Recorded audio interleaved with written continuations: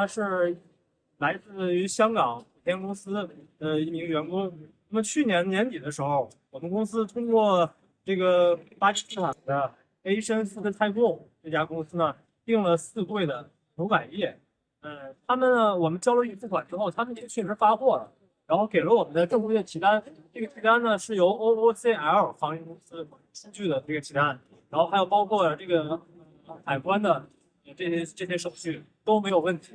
然后货到了香港之后，他们并不打算给我们货，然后让我们把所有的钱交了，然后才给我们货。那最后我们交了全款之后，他也没有给我货，以各种理由推脱。最后呢，这个货长期滞留香港。最后呢，几经我们跟 OOCL 公司协商，这批货又返回了卡拉奇。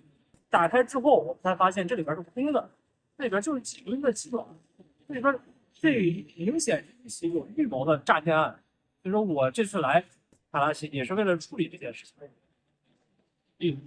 第मेरे我呢是来自于香港普天公司的一名员工。那么去年年底的时候，我们公司通过这个巴基斯坦的 Asian Food Tycoon 这家公司呢，जी जी ये मेरे मैं गोइन इनका नाम है और मैं इनका ट्रांसलेटर हूँ। ये कह रहे हैं कि पाकिस्तानी कंपनी एशियन फूड नाम के एशियन फूड टाइकून के नाम से एक पाकिस्तानी कंपनी है जिन्होंने इनके साथ फ्रॉड किया है। वो तकरीबन पाकिस्तानी 18 करोड़ रुपए बनते हैं। उन्होंने इनसे पेमेंट ली है 20 की एग्रीमेंट इनके साथ हुआ, फिर इनको भेजा गया है, शिपमेंट की गई है कंपनी को सीएल की तरफ से।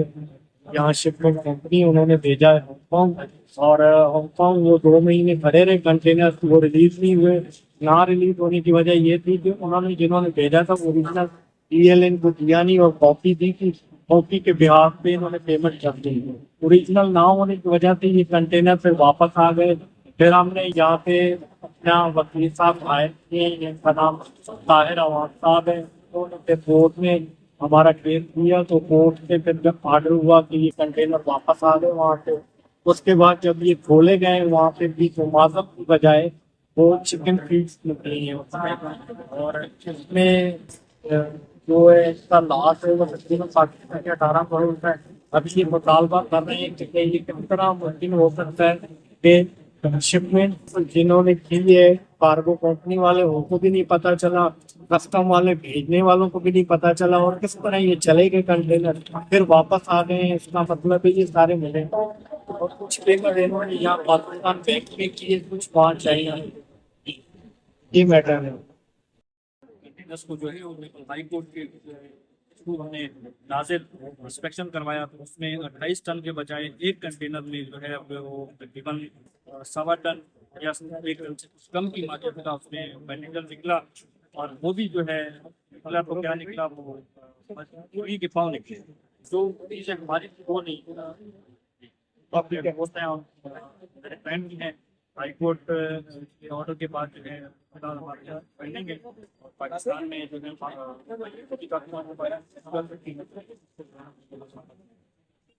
तो आपके क्या बात हुई, किसी ऑप्शन पे क्या?